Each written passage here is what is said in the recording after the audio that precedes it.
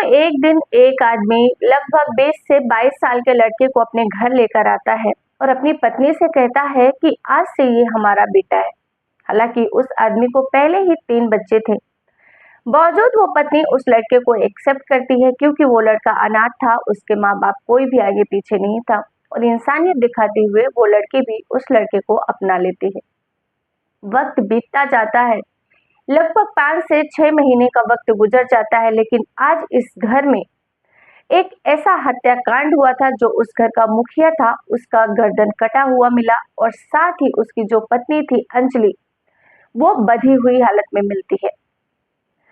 दोस्तों, जैसे इस घटनाक्रम का खुलासा होता है, सभी के पैरों तले जमीन खिसक जाती है। दरअसल ये सच्ची घटना जब आप सुनेंगे तो सच में आपको अपने कानों पर यकीन नहीं हो पाएगा कि इस दुनिया में क्या-क्या हो रहा है। इस घटना को सुनने से शायद आप थोड़ा-सा जागरूक हो सकें, सतर्क हो सकें कि ऐसा भी हो सकता है। इस सारे घटनाक्रम को आप शुरू से जानते हैं। दोस्तों नमस्कार, मैं ज्योति सिंह आपके अपने चैनल क्राइम शूट में आप सभी का हार्दिक स्वागत करती हूँ। आगे बढ़ने से पहले अगर आपने हमारे चैनल को सब्सक्राइब नहीं किया है तो प्लीज सब्सक्राइब करें। दोस्तों, ये जो सच्ची घटना है ये उत्तर प्रदेश के इटावा की है। इटावा के अंतर्गत एक गांव आता है। वहां पर लगभग 19 नवंबर 2024 की सुबह-सुबह की बात है।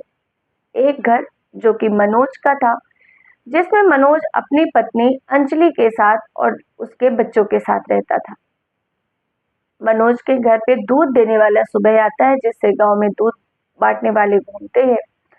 वो अंजलि भाभी को आवाज देता है कि भाभी दूध ले लो, लेकिन अंजलि के घर से कोई आवाज नहीं आती और थोड़ी देर तक वो वहीं आवाज लगाता रहता है और जब गेट नहीं खुलता तो वहां से चला जाता है। काफी वक्त गुजर जाता है, लगभग 9:30 से 10 बजे का वक्त हो चला था, लेकिन अंजलि के घर से आज कोई भी बाहर नहीं निकला था। और जैसे कि गांव के लोग में हर कोई ध्यान रहता है कि अगल बगल के लोग क्या कर रहे हैं, बाहर निकलते ही बातचीत शुरू हो जाती है। और इसी तरीके से जब अंजलि के घर से कोई नहीं निकलता तो आसपास के लोगों को लगता है कि पता नहीं क्या हो गया, आज कोई बाहर क्यों नहीं निकल रहा। दूध वाला भी वापस चला गया। तभी पास में अंजलि की एक सहेली रहती थी। वो जाती है और गेट खोलने की कोशिश करती, तो पता चलता है गेट की कुंडी लगी हुई थी। गेट की कुंडी खोलकर वो गेट खोलती है और अंदर जैसे ही जाती है उसकी चीख निकल जाती है।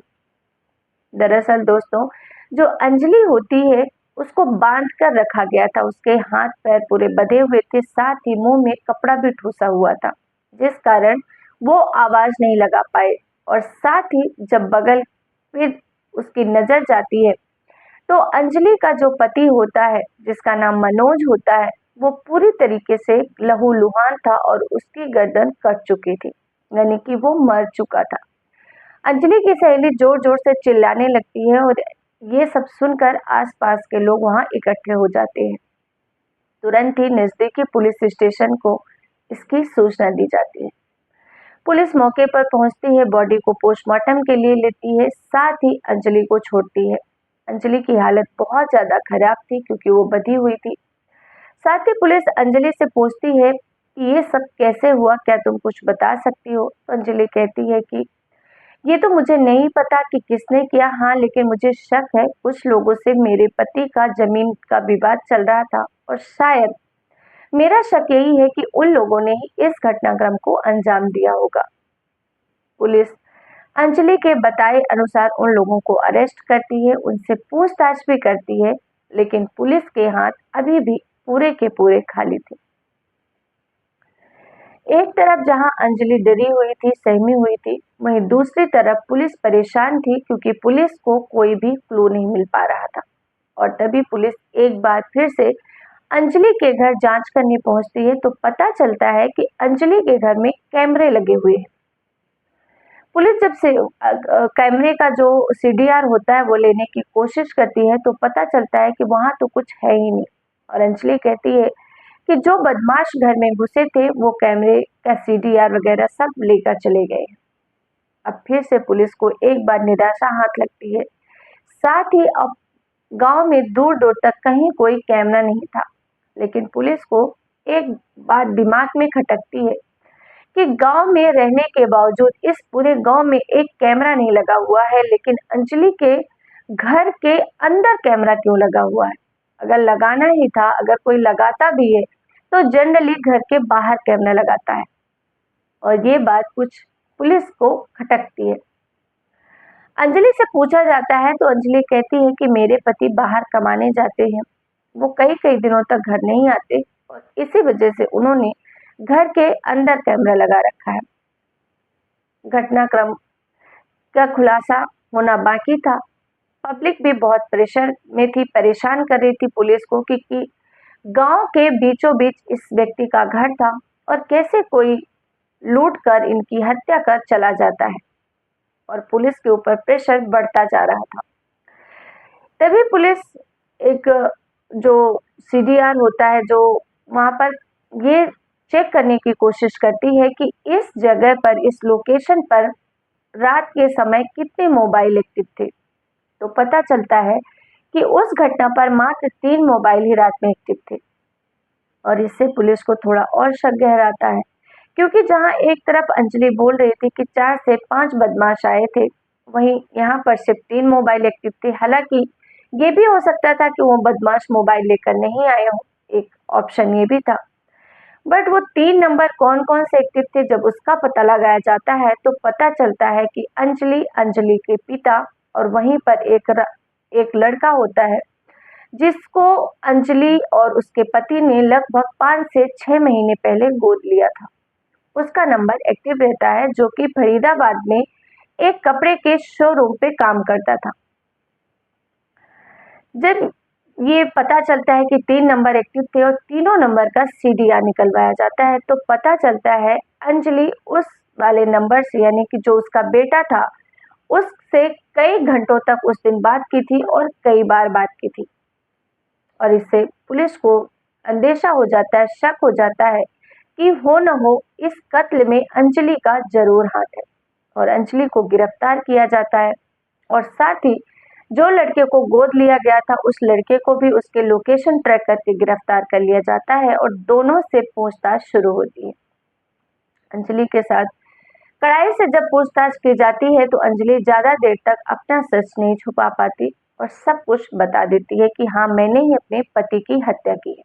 और वो कहती है कि दरअसल ये जो मेरा पति है, मेरे 3 बच्चे ऑलरेडी थे, उसके बावजूद उसने 22 साल के बच्चे को गोद लिया और मुझे बोला आज से मेरा बेटा है। मैंने तब भी उसको एक्सेप्ट किया, लेकिन मेरा पति ज्यादातर काम की वजह से बाहर रहता था और जो लड़का था जिसकी उम्र 22 साल के आसपास थी, वो घर पे रहता था, मेरा बहुत ध्यान भी रखता था, मेरी हर बात भी मानता था। और इस तरीके से वो और हम कब एक दूसरे के करीब आ गए हमें पता भी नहीं चला। और इतना ही नहीं, हम दोनों के बीच में अवैध संबंध भी बनने लग गए। एक दिन मेरे पति काम पे गए थे और उन्हें कुछ प्रॉब्लम हो गई थी, कुछ चोट लग गई थी, इसलिए सडनली वो घर पर आ गए।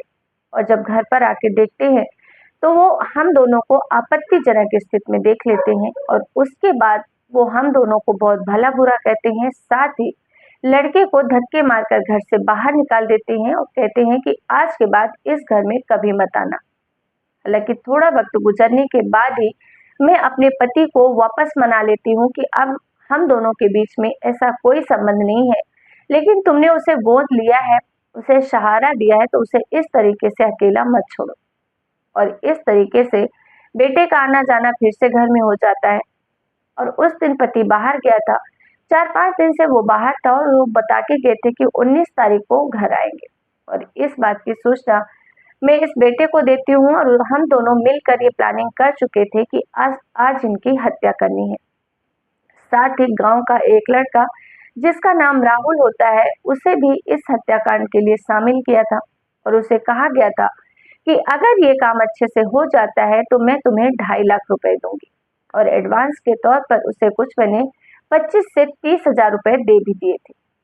और जब पति घर आता है तो सबसे पहले राहुल को उसके साथ बैठाया जाता है और मैंने काफी सारी शराब मंगा रखी थी और राहुल के साथ बैठकर मनोज को बहुत सारी शराब पिलाई जाती है। और जैसे ही जो मनोज होता है वो नशे में धुत हो जाता है, उसके बाद हम तीनों लोग मिलकर उसकी हत्या कर देते हैं और उसके गर्दन को अलग कर देते हैं। साथ ही उसके बाद ये प्लान बनाया जाता है कि इस मामले को लूट-फूट का नाम दिया जाए और इस तरीके से फिर वो दोनों लोग मुझे बाँटते हैं, घर का सामान अस्त-व्यस्त करते हैं, सीडीआर वगैरह लेकर जाते हैं और इस तरीके से सुबह इस घटनाक्रम का खुलासा होता है। हालाँकि खुलासा होने के बाद पुलिस उस महिला को, उस लड़के को, गोद लिए लड़के को गिरफ्तार कर लेती है। हालाँकि जो राहुल था, जो इस घटनाक्रम में शामिल था, वो अभी तक फरार चल रहा है, अभी उसे पकड़ा नहीं गया है।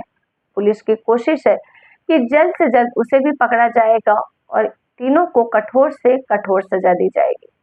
दोस्तों, इस घटनाक्रम को सुनाने का उद्देश्य किसी की भी भावनाओं को आहत करना नहीं है, बल्कि आप सभी को सतर्क करना है।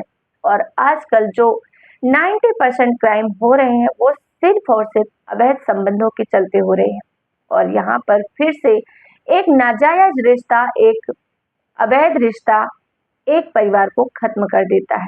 साथ ही साथ एक ऐसे रिश्ते को भी शर्मसार कर देता है जिस पर भरोसा करना बहुत मुश्किल हो जाता है।